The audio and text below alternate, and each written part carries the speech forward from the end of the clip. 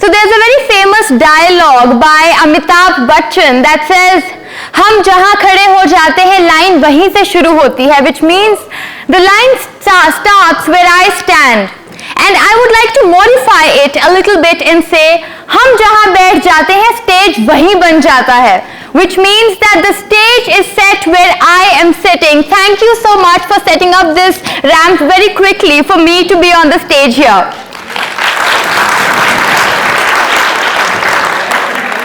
Namaste everyone. Namaste. Namaste. My name is Pratishtha Deveshwar and I am from India.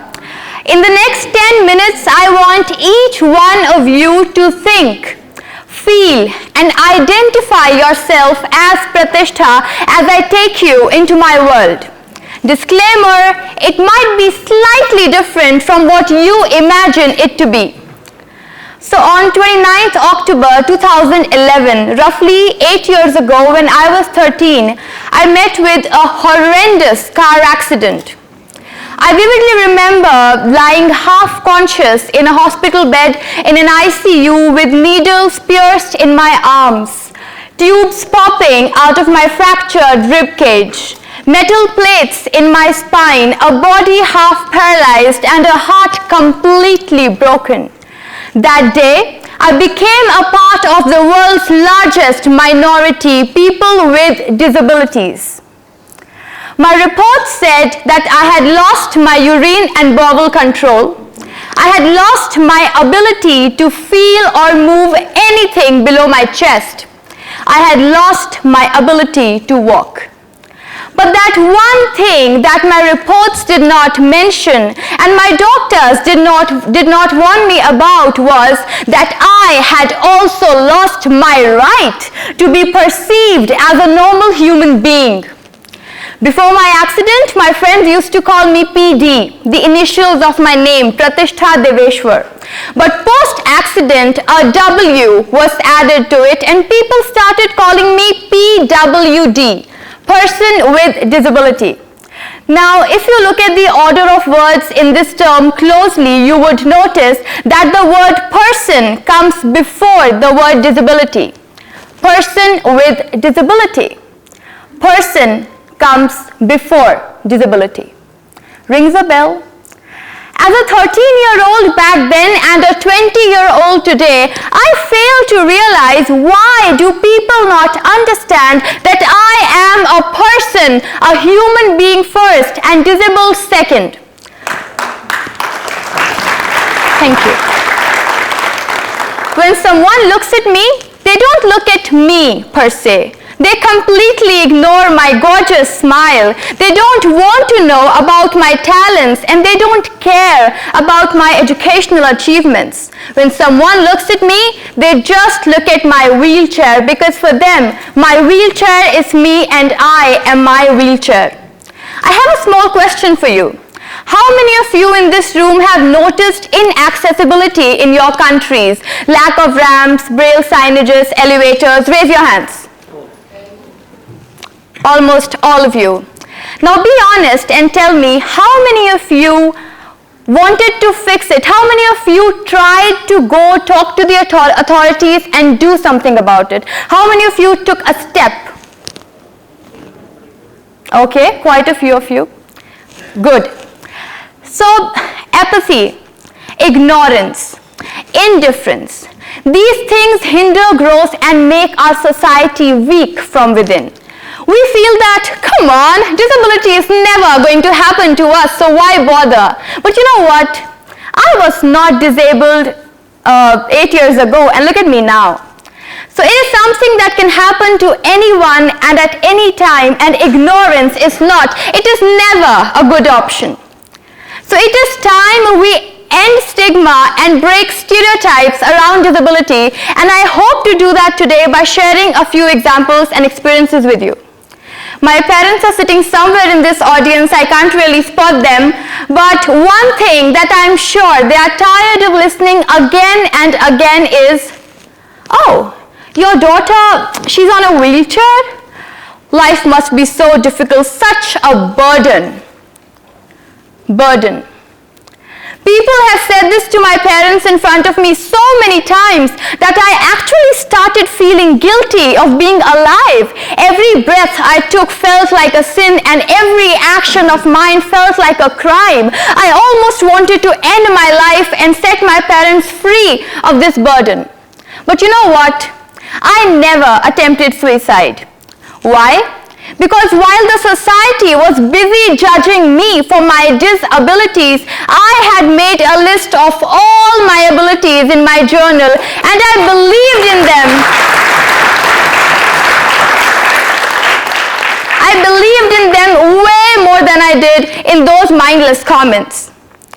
2 years ago, when I decided to leave my hometown, leave my family, and shift to New Delhi in order to pursue my higher education, people all around me said, "No, don't go. You are a person with disability. You can never be independent. You will never be able to manage things by your own."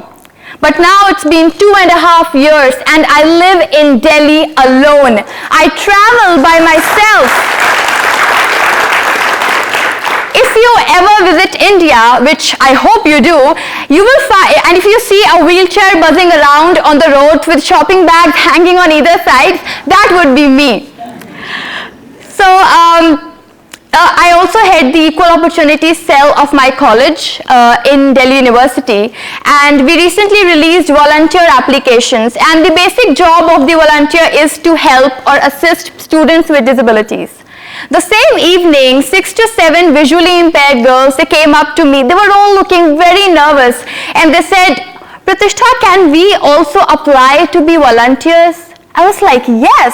And I'm so happy to tell you today that almost all the students with disabilities of my college are volunteering for the Equal Opportunity Cell that was meant to assist them.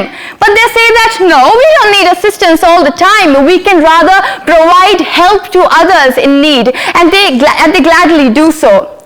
And how I love this spirit. Such people can only be an asset wherever they go, never a burden. Recently I wrote an article online in which I mentioned having a romantic partner. And I was baffled to see messages, and I quote, people texted me saying, "We salute your boyfriend. He is a great man to have fallen in love with you." Okay, so I think we've got the shortcut to greatness. Just find a disabled girl, fall in love with her, and you will be called quote-unquote great. Of course, being in love is great, but there is no extra greatness in being in love with a person with disability. Love, it does not care about a broken spine, about a broken limb, about low vision. Love is a connection of two hearts, and hearts are not disabled, are they? No. So, it feels utterly absurd to even say this, but my partner did not start dating me out of sympathy. He did so because, well, I am amazing, and we bond really well together. So it's important that we realize that love is love in all its forms. I have another weird question for all of you. How many of you think that I'm pretty? I'm beautiful. Me. Yay! All of you agree on that. Thank you for that forcefully extracted compliment. But congratulations, you just broke a stereotype right here. People outside this room, they perceive people with disabilities to be ugly. And this is my favorite stereotype because I love to break it. I will give you a recent example. I was traveling in metro in New Delhi, and a lady came up to me and she said, "No matter how much makeup you put on, no matter what pretty dresses you wear, but when you sit on that wheelchair, you don't look good. Nobody can look good on a wheelchair. You would look good if you were able to stand." And I said to her, "Even if I was able to stand, you would have said, Pratishtha, if you were just 2 shades lighter in your complexion, you would have looked great." If you had longer hair, you would have looked amazing. If you were just slightly thinner, you would have looked like an actress from Hollywood. And the list is endless. Ladies and gentlemen, it's time we realize, and I want all of you to imagine this in bold black capital letters, that nobody is perfect. Let that sink in. Let's accept it. Beauty exists in all shapes, forms, and sizes. Beauty exists in imperfection. We are all beautiful. You are all beautiful. For yourself, clap for yourself, yes. So, I'm so glad that ICPD talks about non-discrimination. I would like to give a message through this stage. In this world, it is not important for everyone to be able to do everything. So what if we cannot speak? So what if we cannot hear? So what if we cannot walk? So what if we are disabled?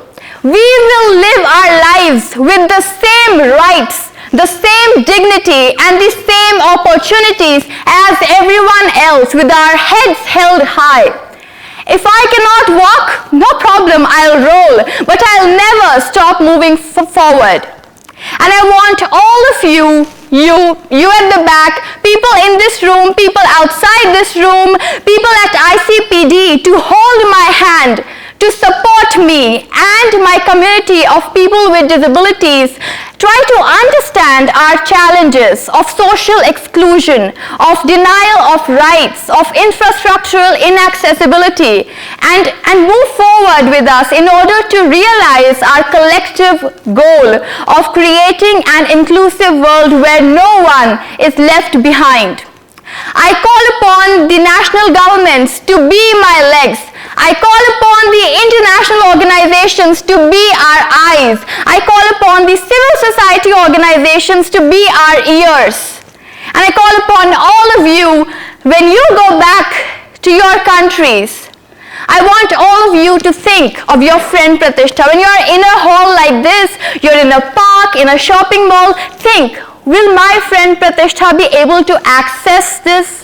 And if the answer is no, I want all of you to just extend your hands. Extend your hands. I want to give you something.